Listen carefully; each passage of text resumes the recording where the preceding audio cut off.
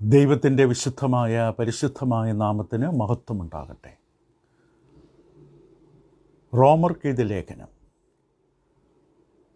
പുതിയ നിയമത്തിലെ ഈടുറ്റ ഈ ഗ്രന്ഥം ദൈവവിശ്വാസത്തിലേക്ക് ദൈവകൃപയാൽ പ്രവേശിക്കപ്പെട്ടൊരു ദൈവ പൈതൽ വിശ്വാസ ജീവിതം പടുത്തുയർത്തുവാൻ പരിശ്രമിക്കുമ്പോൾ ആ വ്യക്തിയെ സംബന്ധിച്ച് അടിസ്ഥാനപരമായി ആ വിശ്വാസി അറിഞ്ഞിരിക്കേണ്ട ദൈവശാസ്ത്രപരമായ സകല അടിസ്ഥാന വിഷയങ്ങളും ഉൾക്കൊള്ളുന്ന പുതിയ നിയമ പുസ്തകമാണ് റോമലേഖനം. റോമലേഖനത്തിൽ ഒരു ദൈവ പൈതലിൻ്റെ വിശ്വാസ ജീവിതം അഭിവൃദ്ധിപ്പെടുവാൻ, പക്വതയിലേക്ക് എത്തുവാൻ സഹായിക്കുന്ന ദൈവശാസ്ത്രപരമായ എല്ലാ അടിസ്ഥാന വിഷയങ്ങളും വിശദീകരിക്കപ്പെടുന്നു. പുതിയ നിയമത്തിൽ ഇത്രയും ഈടുറ്റ മറ്റൊരു ലേഖനമില്ല. ഈ പുസ്തക പഠനത്തിൽ നാം ഇപ്പോൾ 62ാമത്തെ അവതരണത്തിലാണ്. 62ാമത്തെ അവതരണം 3-ാം അധ്യായത്തിലാണ് നിൽക്കുന്നത്. ദീർഘമേറിയ വിശദീകരണങ്ങളാണ് നാം കടന്നു പോകുന്നത്. കാരണം ഇതെപ്പോഴും നമുക്ക് പഠിക്കാൻ കഴിഞ്ഞെന്ന് വരില്ല. പഠിക്കുമ്പോൾ ഏകദേശ ചിത്രം വ്യക്തമായി നമുക്കുണ്ടായിരിക്കണം. പൗലോസ് അപ്പോസ്തലൻ റോമലേഖനം ആദ്യത്തെ 17 വാക്യങ്ങളിൽ ആമുഖമായി റോമനിലുള്ള വിശ്വാസികൾക്ക് വേണ്ടി തന്നെ പരിചയപ്പെടുത്തിക്കൊണ്ടെഴുതി. തുടർന്ന് 1-ാം അധ്യായത്തിൻ്റെ 18 മുതൽ 3-ാം അധ്യായത്തിൻ്റെ 20-ാം വാക്യം വരെ ഭൂമുഖത്തുള്ള സകല മനുഷ്യർക്കും ആവശ്യമായിരിക്കുന്ന ദൈവനീതി, എന്തുകൊണ്ടത് ആവശ്യമാണ്, ദൈവത്തിൻ്റെ സഹായം മനുഷ്യകുലത്തിന് എന്തുകൊണ്ട് ആവശ്യമാണ്, വ്യക്തമായി കാണിച്ചു തന്നു. ഒരു കോടതി മുറിയിലെന്ന പോലെ അത് പുറജാതികളാകട്ടെ, യഹൂദജനമെന്ന ദൈവത്തിൻ്റെ വേർതിരിക്കപ്പെട്ട ജനസമൂഹമാകട്ടെ, രണ്ടു കൂട്ടരും ഒരുപോലെ പാപത്തിൻ്റെ അധീനതയിൽ അടിമത്തത്തിൽ കിടക്കുകയാണ്. ദൈവം കൊടുത്ത വെളിപാടുകൾ അത് പ്രകൃതിയിലൂടെയാകാം, മനസാക്ഷിയിലൂടെയാകാം, അവരുടെ ചിന്തകളിലൂടെയാകാം. പ്രത്യേകിച്ച് പുറജാതികൾക്ക്, യഹൂദന്മാർക്ക് ന്യായപ്രമാണം ഫലമേൽപ്പിച്ച് ദൈവത്തിൻ്റെ വഴികൾ അവരെ അറിയിച്ച് രണ്ടു കൂട്ടരെ ഒരുപോലെ വഴിതെറ്റി, ഒരു വ്യത്യാസവുമില്ല, അടിമുടി പാപത്തിൻ്റെ ബന്ധനത്തിൽ ഈ ഒരു ഇരുണ്ട ചിത്രം വരച്ച് കാണിച്ചു. എന്നിട്ട് 3-ാം അധ്യായത്തിൻ്റെ 21 മുതൽ റോമാലേഖനത്തിലെ മുഖ്യ പ്രതിവാദ വിഷയമായ ദൈവനീതി എന്ന വിഷയം അവതരിപ്പിക്കുകയാണ്. 6 വാക്യങ്ങൾ സമ്പന്നമായ, സമർത്ഥമായി ദൈവിക സത്യങ്ങൾ നിറഞ്ഞു നിൽക്കുന്ന 6 വാക്യങ്ങൾ. റോമലേഖനത്തിൻ്റെ കേന്ദ്രവും ഹൃദയവും മർമ്മവുമായ 6 വാക്യങ്ങൾ. മനുഷ്യകുലത്തിൻ്റെ ഈ തകർച്ച, പതനം, നിസ്സഹായ അവസ്ഥ, ഈ അവസ്ഥയിൽ ദൈവം അവരെ രക്ഷിക്കാൻ എടുത്ത മുൻകൈ, ഒരു പാപിയായ മനുഷ്യനെ ദൈവം മുമ്പിൽ നിർത്തുവാൻ ദൈവം എടുത്ത മുൻകൈ, ദൈവത്തിൻ്റെ സഹായം, ദൈവം നീട്ടിയ കരം, അത് വ്യക്തമായി കാണിക്കുകയാണ്. ദൈവത്തിൻ്റെ സഹായത്താലാണ് ഒരു മനുഷ്യന് ദൈവം മുമ്പിൽ നിൽക്കുവാൻ കഴിയുന്നത്. അതാണ് ദൈവനീതി. 21-ാം വാക്യത്തിൽ ദൈവനീതി പ്രകീർത്തിക്കപ്പെട്ടു. അതാണ് 21-ാം വാക്യം നാം കണ്ടത്. ഒരിക്കൽ കൂടെ വായിക്കട്ടെ. ഇപ്പോഴോ ദൈവത്തിൻ്റെ നീതി വിശ്വസിക്കുന്ന എല്ലാവർക്കും യേശുക്രിസ്തുവിലെ വിശ്വാസത്താലുള്ള ദൈവനീതി തന്നെ ന്യായപ്രമാണം കൂടാതെ വെളിപ്പെട്ടു വന്നിരിക്കുന്നു. ഇവിടെ ദൈവനീതി പുകഴ്ത്തപ്പെടുകയാണ്, പ്രശംസിക്കപ്പെടുകയാണ്. എന്താണ് നീതി എന്ന് പറഞ്ഞാൽ? ദൈവനീതി എന്ന് പറഞ്ഞാൽ എന്താണ്? നീതിമാനായ ദൈവം അനീതി നിറഞ്ഞ മനുഷ്യജീവിതത്തെ തൻ്റെ മുമ്പിൽ നിർത്തുവാൻ, അവർക്ക് നിൽക്കുവാൻ സഹായിക്കേണ്ടതിന് നൽകിക്കൊടുക്കുന്ന ഉപാധി, സഹായമാണ് ദൈവത്തിൻ്റെ നീതി. ദൈവമനുഷ്യനെ നീതീകരിക്കുക എന്ന് പറഞ്ഞാൽ അവന് സ്വയം നീതീകരിക്കപ്പെടാൻ കഴിയില്ല. അവൻ്റെ നീതിയൊക്കെ കറപുരണ്ട തുണിക്ക് സമാനമാണ്. അപ്പോൾ ദൈവമുമ്പിൽ നീതീകരിക്കപ്പെടുക, അതായത് നിൽക്കാൻ കഴിയുക, ദൈവമുമ്പിൽ നിൽക്കാൻ, തലയുയർത്തി നിൽക്കാൻ കഴിയുക, അഹങ്കാരവും നികളത്തോടെയല്ല, വിനയത്തോടും എളിമയോടും. അങ്ങനെ ദൈവമുമ്പിൽ പ്രവേശിക്കാൻ കഴിയണമെങ്കിൽ ദൈവം തന്നെ സഹായിക്കണം. ആ ദൈവം സഹായിക്കുകയാണ് ഇവിടെ ചെയ്യുന്നത്. പഴയകാലത്ത് അനീതിയുള്ള മനുഷ്യൻ എങ്ങനെ ദൈവത്തിൽ സ്വീകരിക്കപ്പെടും എന്ന് വ്യക്തമായിരുന്നില്ല. പക്ഷെ ഇപ്പോൾ അത് വെളിപ്പെട്ടു. കർത്താവ് യേശുക്രിസ്തുവിലുള്ള ദൈവനീതി അത് വെളിപ്പെടുകയാണ്. വെളിപ്പെട്ടു എന്ന വാക്കാണ്. ഇതിന് പ്രവാചകന്മാരും ന്യായപ്രമാണവും സാക്ഷ്യം പറയുന്നു. അപ്പോൾ ദൈവത്തിൻ്റെ നീതി, ദൈവത്തിൻ്റെ സ്വഭാവത്തെക്കുറിച്ചല്ല, ദൈവം മനുഷ്യനെ നീതീകരിക്കുന്ന ആ പ്രവൃത്തി, ദൈവം മനുഷ്യനെ സഹായിക്കുന്ന ആ വലിയ കരുണ, അതിനെക്കുറിച്ച് പ്രവാചകന്മാരും ന്യായപ്രമാണവും സാക്ഷീകരിച്ചു. ഇവിടെ ഈ 2 വാക്കിൽ ന്യായപ്രമാണവും പ്രവാചകന്മാർ സാക്ഷ്യം പറയുമ്പോൾ മൊത്തം പഴയ നിയമത്തെ ഉദ്ദേശിക്കുകയാണ്. ഈ പ്രയോഗം പലപ്പോഴും പുതിയ നിയമത്തിൽ കാണാം. മത്തായിയുടെ സുവിശേഷം 7-ാം അധ്യായത്തിൻ്റെ 12-ാം വാക്യത്തിൽ കർത്താവ് യേശു ഗിരിപ്രഭാഷണ മധ്യത്തിൽ ഇങ്ങനെ പറഞ്ഞു: മനുഷ്യർ നിങ്ങൾക്ക് ചെയ്യണമെന്ന് നിങ്ങൾ ഇച്ഛിക്കുന്നതൊക്കെയും നിങ്ങൾ അവർക്ക് ചെയ്യുവിൻ. ന്യായപ്രമാണവും പ്രവാചകന്മാരും ഇത് തന്നെ. ആ പ്രയോഗം മത്തായി 11-ാം അധ്യായത്തിൻ്റെ 13-ാം വാക്യത്തിലും കാണാം. സകല പ്രവാചകന്മാരും ന്യായപ്രമാണവും യോഹന്നാൻ വരെ പ്രവചിച്ചു. മത്തായി 22-ാം അധ്യായത്തിൻ്റെ 40-ാം വാക്യത്തിലും ഇതേ പ്രയോഗം ഉപയോഗിച്ചിരിക്കുന്നു. അവിടെ പറയുന്നു, ഈ 2 കൽപ്പനകളിൽ സകല ന്യായപ്രമാണവും പ്രവാചകന്മാരും അടങ്ങിയിരിക്കുന്നത്. മൊത്തം നാം ഇന്ന് 39 പുസ്തകങ്ങളായിട്ട് പറയുന്ന പഴയ നിയമസംഹിത പ്രമാണം, അതിനെ പരാമർശിച്ചുകൊണ്ടാണ് ഇവിടെ റോമലേഖനം 3-ാം അധ്യായത്തിൽ അതിന് ന്യായപ്രമാണവും പ്രവാചകന്മാരും സാക്ഷ്യം പറയുന്നുവെന്ന് മലയാളത്തിൽ 22-ാം വാക്യത്തിൽ പറയുന്നത്. ഇപ്പോൾ വീണ്ടെടുപ്പ് ന്യായപ്രമാണം കൂടാതെയാണ്, അഥവാ ദൈവനീതി വെളിപ്പെട്ടത് ന്യായപ്രമാണം കൂടാതെയാണ്. അത് 3:21 പൗലോസ് വ്യക്തമായി പറഞ്ഞു. യേശുക്രിസ്തുവിലെ വിശ്വാസത്തിലെ ദൈവനീതി തന്നെ ന്യായപ്രമാണം കൂടാതെ വെളിപ്പെട്ടു വന്നിരിക്കുന്നത്. അതായത് പ്രമാണം, കർമ്മങ്ങൾ, ചട്ടങ്ങൾ, അത് അനുഷ്ഠാനങ്ങൾ, അതിൻ്റെ അടിസ്ഥാനത്തിലല്ല ദൈവം നമ്മെ നീതീകരിക്കുന്നത്. അതിൻ്റെ അർത്ഥം ന്യായപ്രമാണം കൂടാതെ ദൈവനീതി വെളിപ്പെട്ടു എന്ന് പറഞ്ഞാൽ ന്യായപ്രമാണത്തിൽ ഇതിനെക്കുറിച്ച് പരാമർശനമൊന്നുമില്ല എന്നല്ല. ന്യായപ്രമാണത്തിൽ ഈ നീതിയെക്കുറിച്ചുള്ള സൂചനകളില്ലെന്നല്ല. അവിടെ തെളിവുകളില്ലാതെ ഇല്ല. വ്യക്തമായി ന്യായപ്രമാണത്തിൽ തെളിവുകളുണ്ട്. അപ്പോൾ പൗലോസ് ഈ ആർക്ക് വേണ്ടിയാണ് എഴുതുന്നത്? റോമിലുള്ള വിശ്വാസികൾ മനസ്സിലാക്കണമെന്ന് ആഗ്രഹിക്കുന്നു. ദൈവത്തിൻ്റെ പദ്ധതി, അതായത് മനുഷ്യരെ തൻ്റെ മുമ്പിൽ നീതീകരിക്കുന്നുള്ള ദൈവ പദ്ധതി ഒരു വീണ്ടും വിചാരമല്ല. പെട്ടെന്ന് മറന്നുപോയൊരു വിഷയം പെട്ടെന്ന് ഓർത്തെടുത്ത് ചെയ്തതല്ല. ഇത് പണ്ട് തന്നെ ന്യായപ്രമാണം, മോശയിലൂടെ എഴുതപ്പെട്ട പഞ്ചഗ്രന്ഥം, ന്യായപ്രമാണ പുസ്തകങ്ങൾ, പ്രവാചക പുസ്തകങ്ങൾ, സങ്കീർത്തന പുസ്തകങ്ങൾ, പഴയമത്തിലുടനീളം മുൻകൂട്ടി പരാമർശിച്ച തിരുവെഴുത്തുകളുടെ സാക്ഷ്യപ്പെടുത്തലാണ്. അതാണ് ക്രൂസിൽ സംഭവിച്ച നീതീകരണം. അപ്പോൾ എന്താണ് ന്യായപ്രമാണവും പ്രവാചകന്മാർ സാക്ഷ്യം പറയുന്നത്? വ്യക്തമാണ്, വിശ്വാസത്താലുള്ള ദൈവനീതി. ദൈവത്തിൻ്റെ വഴികളിൽ വിശ്വസിക്കുന്ന ഒരാളെ ദൈവം നീതീകരിക്കുന്നു എന്നുള്ള സത്യം പണ്ട് തന്നെ ദൈവം സാക്ഷ്യപ്പെടുത്തി. അതാണ് ഇവിടെ ഉദ്ദേശിക്കുന്നത്, അതാണ് അവർ സാക്ഷ്യപ്പെടുത്തിയത്. അപ്പോൾ ഒരു വ്യക്തിയെ ദൈവം നീതിമാനായി അംഗീകരിക്കുമ്പോൾ, അതായത് വിശ്വാസത്തിലൂടെ, ഇത് പണ്ട് തന്നെ പറഞ്ഞു. റോമലേഖനം 4-ാം അധ്യായത്തിൽ എത്തുമ്പോൾ അബ്രഹാം, പൗലോസ് ഈ വിഷയത്തിന് ഉദാഹരണം ഉപയോഗിക്കുന്ന വ്യക്തി അബ്രഹാമാണ്.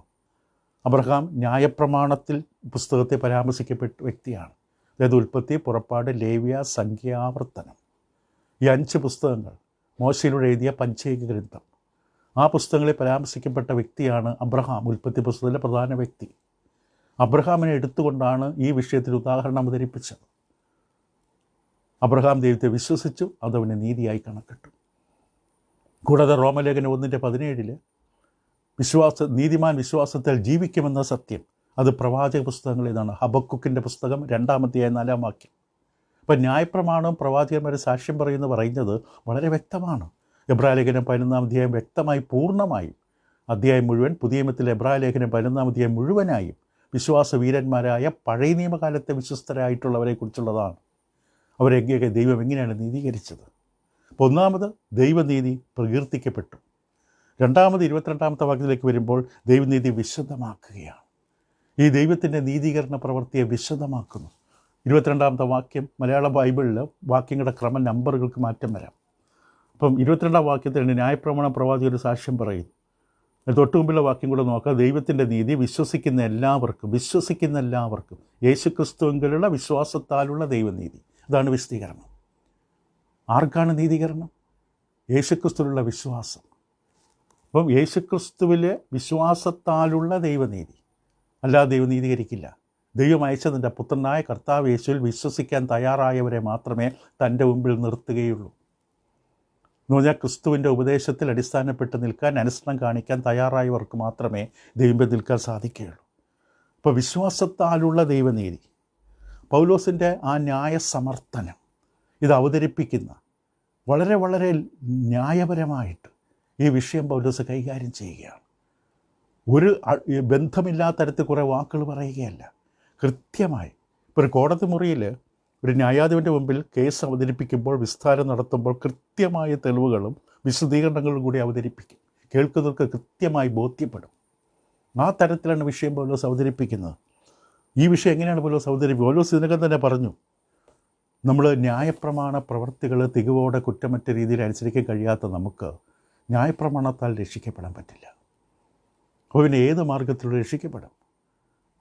അതുകൊണ്ടാണ് റോമലേഖനം 1:16-17 വീണ്ടും ചിന്തിക്കണം. സുവിശേഷത്തെക്കുറിച്ച് എനിക്ക് ലജ്ജയില്ല. സുവിശേഷത്തിൽ അതിൽ ദൈവനീതി പ്രത്യക്ഷപ്പെടുന്നു. വിശ്വസിക്കുന്നവനും, ആദ്യം യഹൂദനും പിന്നെ യവനനും, രക്ഷയ്ക്കായി ദൈവശക്തിയാണ് സുവിശേഷത്തിൽ. ഇപ്പോൾ ന്യായപ്രമാണം എന്ന മാർഗത്തിലൂടെയല്ല, സുവിശേഷം എന്ന മാർഗത്തിലൂടെയാണ് ഈ നീതീകരണം വരാൻ പോകുന്നത്. അപ്പോൾ ഇവിടുത്തെ ഊന്നൽ, റോമലേഖനം 3-ാം അധ്യായത്തിൻ്റെ 22-ാം വാക്യത്തിലെ ഊന്നൽ വിശ്വാസം. ആ വാക്കിൽ 2 വാക്കുകൾ ഇവിടെ കാണാം. ഇംഗ്ലീഷിൽ 2 വാക്കുകളുണ്ട്, മലയാളത്തിൽ ഒരു വിഷയത്ത് കാണില്ല. ഇപ്പോൾ ദൈവത്തിൻ്റെ ഇത് വിശ്വസിക്കുന്ന എല്ലാവർക്കും, ഒരു വാക്ക് വിശ്വസിക്കുന്ന എല്ലാവർക്കും, ഇംഗ്ലീഷിൽ ഫെയ്ത്ത് എന്ന വാക്ക്, യേശു ക്രിസ്തുവിലുള്ള വിശ്വാസത്താലുള്ള ദൈവം. 2ാമതാ വാക്ക് വീണ്ടും വിശ്വാസം, അവിടെ ബിലീവ് എന്ന വാക്കാണ്. ഫെയ്ത്തും ബിലീവും. ബിലീവ് എന്ന വാക്ക് അഥവാ വിശ്വാസം എന്ന വാക്കെന്ന് പറഞ്ഞാൽ ഒരു കാര്യം സത്യമെന്ന് നമ്മൾ അംഗീകരിക്കുക, അതിൻ്റെ ആകത്തുകയാണ് വിശ്വാസം. മലയാളത്തിൽ വിശ്വാസം എന്ന ഏക വാക്കുകൊണ്ട് ഉദ്ദേശിച്ചിരിക്കും. 2 അർത്ഥം കിട്ടും എങ്കിൽ പോലും അത് കൃത്യമായി വിഭജിച്ചാൽ ഫെയ്ത്തും ബിലീവും, ബിലീഫ് അല്ലെങ്കിൽ ബിലീവ് എന്ന 2 വാക്ക്. 2 വാക്കുകൾ ഉപയോഗിച്ച് ക്രിസ്തുവേശുവിലുള്ള വിശ്വാസത്താലുള്ള ദൈവനീതി. ഇപ്പോൾ ദൈവത്തിന് നീതി ലഭിക്കുന്നത് യേശുക്രിസ്തുവിൽ വിശ്വസിക്കുന്നതിലൂടെയാണ്. ക്രിസ്തുവിലുള്ള വിശ്വാസം, ക്രിസ്തുവിൻ്റെ വിശ്വാസം ചിലർ തെറ്റിദ്ധരിക്കാറുണ്ട്. മനുഷ്യവർഗത്തിൻ്റെ രക്ഷയ്ക്ക് വേണ്ടി കർത്താവ് യേശുക്രിസ്തു ഭൂമിയിലേക്ക് കടന്നു വരുവാനായിട്ട് താൻ പ്രകടമാക്കിയ തൻ്റെ വിശ്വാസം. പക്ഷെ അതുകൊണ്ട് നമുക്ക് പ്രയോജനമില്ല. ഇവിടെ പറയുന്ന വ്യക്തിപരമായി നമുക്ക് സുവിശേഷം കേൾക്കുന്ന, വചനം കേൾക്കുന്ന ഒരു വ്യക്തിക്ക് കർത്താവ് യേശുക്രിസ്തുവിൽ ഉണ്ടായിരിക്കേണ്ട വിശ്വാസം. അതുകൊണ്ടാണ് വിശ്വസിക്കുന്ന ഏവർക്കും അത് വിശ്വസിക്കണം.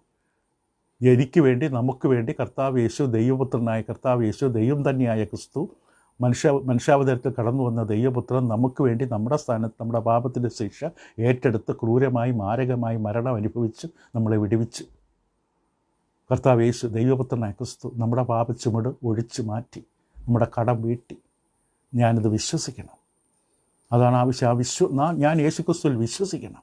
ദൈവപുത്രനാണെന്നും എൻ്റെ രക്ഷകനാണെന്നും പാപമോചകനാണെന്നും ക്രിസ്തുവിൻ്റെ ക്രൂസിലെ പരമയാഗത്താലാണ് എനിക്ക് രക്ഷ കിട്ടിയതെന്നും എൻ്റെ പാപക്കടം നീക്കിയതെന്നും ലോകത്തിലെ സകല പാപവും ചുമന്നൊഴിക്കാൻ ദൈവം അയച്ച കുഞ്ഞാടാണെന്നും ആ യേശു ക്രൂസിൽ മരിക്കുക മാത്രമല്ല മരിച്ച് അടക്കപ്പെട്ട് മുൻകൂട്ടി പറഞ്ഞതുപോലെ 3-ാം നാൾ ഉയർത്തെഴുന്നേറ്റ് തിരുവെഴുത്തുകൾ പറയുന്നത് പോലെ ഇത് ഞാൻ വിശ്വസിക്കണം.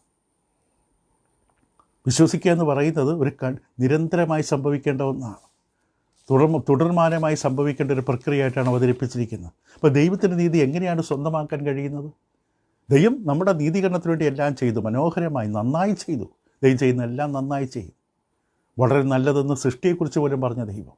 നമ്മുടെ രക്ഷ അതിലും വലുതാണ്, സൃഷ്ടിയേക്കാളും വലുതാണ് രക്ഷ.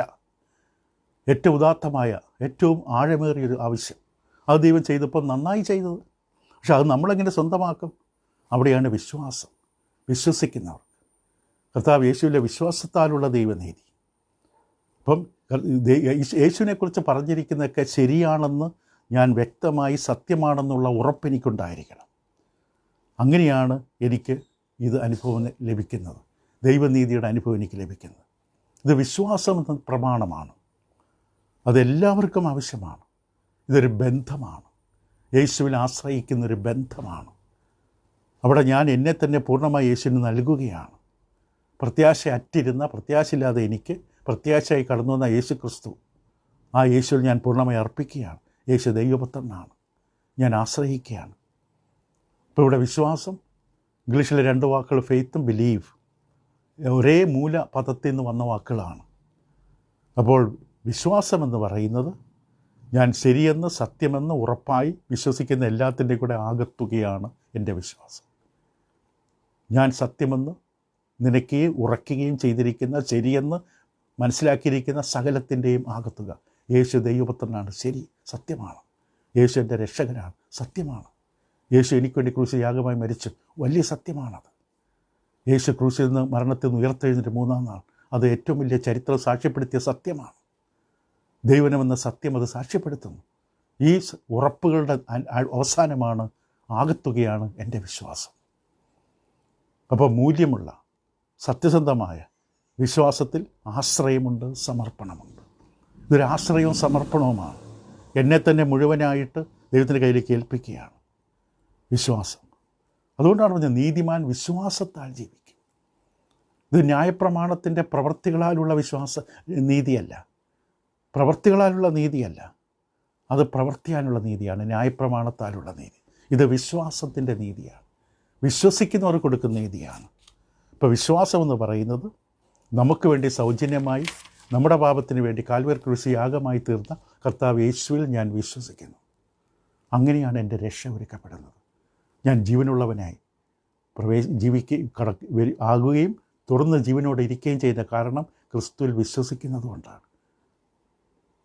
അപ്പോൾ കൃപയാൽ വിശ്വാസം മൂലം രക്ഷിക്കപ്പെട്ടു.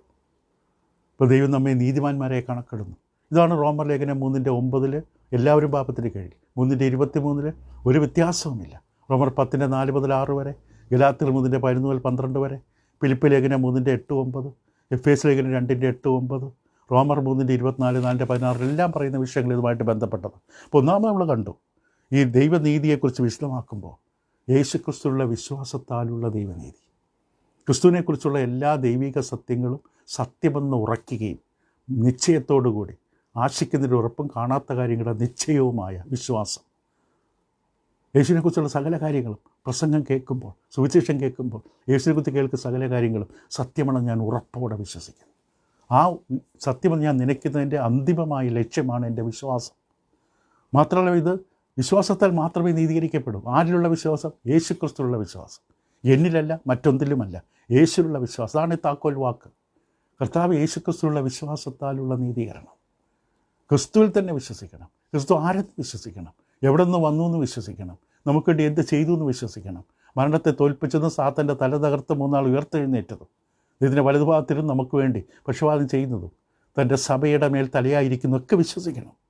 വിശ്വാസം എന്ന വാക്ക് ആദ്യമായി ക്രിസ്തുമായി ബന്ധപ്പെട്ടിരിക്കുന്നത് ഇവിടെയാണ്. റോമലേഖനത്തിൽ 4-ാം അധ്യായത്തിൽ വരുമ്പോൾ വ്യക്തമായി കാണിച്ചു തരും പൗലോസ് വീണ്ടും ദൈവമക്കൾ എപ്പോഴും അനുഗ്രഹിക്കപ്പെട്ടത് വിശ്വാസത്തിൻ്റെ അടിസ്ഥാനത്തിലാണ്. വിശ്വാസം ഒരു പൊതുവായ ആശയത്തിലല്ല പറയുന്നത്. പൊതുവായി ദൈവം പ്രപഞ്ചത്തെ ലോകത്തെ ഭരിക്കുന്നു എന്നുള്ളതുകൊണ്ട് അത് വിശ്വസിക്കുന്ന അർത്ഥത്തിലല്ല. ഇവിടെ കർത്താവ് യേശുക്രിസ്തുവിൽ ആശ്രയം വയ്ക്കുന്നതിനെക്കുറിച്ച്, നമ്മെ തന്നെ ഏൽപ്പിച്ചു കൊടുക്കുന്നതിനെക്കുറിച്ച്. അപ്പോൾ നമ്മുടെ രക്ഷയോടുള്ള ബന്ധത്തിൽ നാം നമ്മിലേക്ക് നോക്കുന്നത് അവസാനിപ്പിക്കണം. നമ്മുടെ കഴിവ്, പ്രകടനം, ആചാരാനുഷ്ഠാനങ്ങൾ, നമ്മുടെ സകലവിധമായ നന്മകൾ, ഇതിലൊന്നുമല്ല ഇനി ആശ്രയിക്കേണ്ടത്. യേശുവിലും. യേശു എനിക്ക് വേണ്ടി എന്ത് ചെയ്തു? മൂന്നാമതായിട്ട് ദൈവനീതി വിശദമാക്കുകയാണ്, വിശാലമാക്കി തരികയാണ്. അതുകൊണ്ട് നമുക്ക് പെട്ടെന്ന് പറഞ്ഞിട്ട് ബാക്കി നമുക്ക് അടുത്ത ദിവസം ചിന്തിക്കാം. 22-ാം വാക്യത്തിൻ്റെ അവസാനവും 22-ന്റെ അവസാനം അതിന് സാക്ഷ്യം പറയുന്നു. ന്യായപ്രമാണം, പ്രവാചകന്മാർ സാക്ഷ്യം പറയുന്നു. ഒരു വ്യത്യാസവുമില്ല, എല്ലാവരും പാപം ചെയ്ത് ദൈവതേജസ്സും ഇല്ലാത്തവരായി തീർന്നു. ഒരു വ്യത്യാസവുമില്ല. എന്തിനെയാണ് ഇവിടെ വിശേഷിപ്പിക്കുന്നത് ഒരു വ്യത്യാസമില്ല എന്നുവെച്ചാൽ സാർവലൗകികമായി സകല മനുഷ്യരും പാപത്തിൻ്റെ കീഴാണ് എന്ന കാര്യത്തിൽ ഒരു വ്യത്യാസവുമില്ല. മറ്റൊന്നുമായിട്ട് ചേരില്ലാതെ യഹൂദന്മാരും യവനന്മാരും ഒരുപോലെ പാപത്തിന് കീഴിലാണെന്ന് റോമലേഖനം 3:9 കണ്ടു. റോമലേഖനം 3:9 വ്യക്തമായി കണ്ടു. സർവ്വലോകവും ദൈവമുമ്പിൽ ശിക്ഷായോഗ്യരാണ്, സർവ്വലോകവും. ഇപ്പോൾ 23-ാം വാക്യത്തിലേക്ക് വരുമ്പോൾ ഏറ്റവും അധികം മനുഷ്യർ ഉപയോഗിച്ചിട്ടുള്ളൊരു വാക്യമാണ്. ഒരു വ്യത്യാസവുമില്ല, എല്ലാവരും പാപം ചെയ്ത് ദൈവദേശം നഷ്ടപ്പെട്ടിരിക്കുന്നു. 1-ാം അധ്യായത്തിൻ്റെ 18 മുതൽ 3-ാം അധ്യായത്തിൻ്റെ 20 വരെയുള്ള വേദഭാഗത്തിൻ്റെ സംക്ഷിപ്തമാണ്, രക്തച്ചുരുക്കമാണെന്ന് പറയാം. 23-ാമത്തെ വാക്യം മനുഷ്യൻ്റെ ഏറ്റവും വലിയ ദുരന്തം കാണിക്കുന്ന വാക്യം, ആഴമേറിയ അർത്ഥങ്ങൾ നിറഞ്ഞ വാക്യം. നമുക്ക് വളരെ മുറിച്ച് മാത്രമേ ചിന്തിക്കാൻ പറ്റുകയുള്ളൂ, എന്നാലേ മനസ്സിലാക്കാൻ പറ്റൂ. ആദ്യമായി നമ്മൾ ഉപയോഗിക്കുന്ന വാക്ക് എല്ലാവരും പാപം ചെയ്തു. എല്ലാവരും പാപം ചെയ്തു. ഇംഗ്ലീഷിൽ ഫോർ ഓൾ ഹാവ് സിൻഡ്, എല്ലാവരും പാപം ചെയ്തു. പാപമെന്ന വാക്കിൻ്റെ വിവിധമായിട്ടുള്ള ഉപയോഗങ്ങൾ റോമാലേഖനത്തിൽ ആദ്യത്തെ 8 അധ്യായങ്ങളിൽ 50 തവണയുണ്ട്. പാപമെന്ന വാക്കിൻ്റെ വിവിധ ഉപയോഗങ്ങളും പ്രയോഗങ്ങളും. അപ്പോൾ അതുകൊണ്ടത് മനസ്സിലാക്കേണ്ടത് ആവശ്യമാണ്. പാപം ചെയ്തു എന്ന് പറഞ്ഞാൽ പാപം എന്നുള്ളൊരു യവന വാക്ക്, പുതിയ നിയമത്തിൻ്റെ മൂലഭാഷ യവന ഭാഷയിൽ ഹമാർട്ടിയ എന്ന വാക്കാണ് പാപം എന്നുള്ളത്. ഇവിടെ ഉപയോഗിക്കുന്ന യവന വാക്ക് പാപം ചെയ്തു എന്നുള്ളിടത്ത് ഹമാർട്ടാനോ എന്നാണ്. അതായത് ലക്ഷ്യം തെറ്റി. ഈ വാക്ക് യവനദേശത്തിലെ അമ്പെയ്ത്തുകാർ അമ്പെയ്യുമ്പോൾ ലക്ഷ്യം മുന്നിൽ വയ്ക്കും. ആ ലക്ഷ്യം നോക്കി അമ്പെയ്യും. ആ ലക്ഷ്യം തെറ്റുന്നതിന് ഉപയോഗിക്കുന്ന വാക്കാണ് ഹമാർട്ടാനോ, ലക്ഷ്യം തെറ്റി. അപ്പോൾ ഇവിടെ നമ്മൾ കാണുന്നത് നമ്മുടെ ആത്മീക ലക്ഷ്യം എന്താണ്? ദൈവവും ദൈവഹിതവും. ഭൂമിയിൽ ഒരു മനുഷ്യൻ്റെ ആത്മീക ടാർഗറ്റ്, അവൻ്റെ ജീവിതത്തിൻ്റെ ലക്ഷ്യം ദൈവവും ദൈവഹിതവും. ആ ലക്ഷ്യം തെറ്റിയാൽ അവൻ്റെ ജീവിതം പാപത്തിലാണ്. വലിയ കൊലപാതകമോ പിടിച്ചുപറിയോ അഴിമതിയോ വ്യഭിചാരമോ ഒന്നും ചെയ്യണമെന്നില്ല. ദൈവമെന്ന ലക്ഷ്യമില്ലാതെ ജീവിക്കുന്ന മനുഷ്യൻ പാപിയാണ്. പാപം എന്ന വാക്കിൻ്റെ അർത്ഥം അതാണ്.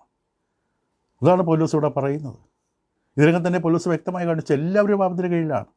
ഇപ്പോൾ 3:20 എല്ലാവരും പാപം ചെയ്തു എന്ന് പറഞ്ഞാൽ ഭൂതകാലമാണ്. പാപം ചെയ്തു. ഒരു മനുഷ്യൻ ആദ്യമായി പാപം ചെയ്യുമ്പോൾ തന്നെ അവൻ പാപിയായി, രക്ഷയുടെ ആവശ്യമുള്ളവനായി മാറി. പാപത്തിൻ്റെ മറ്റൊരു പര്യായ പദമാണ് അതിക്രമം അല്ലെങ്കിൽ ലംഘനം എന്ന വാക്ക്. ഗലാത്യർ 3:19 1 തിമോഥെയോസ് 2:14 എബ്രായ ലേഖനം 2:2 എബ്രായർ 9:15 അതേ വാക്ക് ലംഘനം എന്ന വാക്ക്. ഈ 4 ലംഘനം എന്ന് ഒരേ വാക്ക്, പക്ഷേ ഇംഗ്ലീഷിൽ 4 വാക്കാണ്. ഇംഗ്ലീഷിൽ വയലേഷൻ, ഒഫൻസ് എന്ന പല വാക്കുകളാണ്. പക്ഷേ മലയാളത്തിൽ ലംഘനം, അതായത് അതിർ കടന്നു പോവുക, വരച്ച വര മറികടന്നു പോവുക, വെച്ച അതിര് മുറിച്ച് കളയുക. അത് അതിക്രമം എന്ന വാക്കുകൊണ്ട് 4:15 കാണാം. പക്ഷെ മലയാളത്തിൽ ലംഘനമെന്ന് തന്നെയാണ്.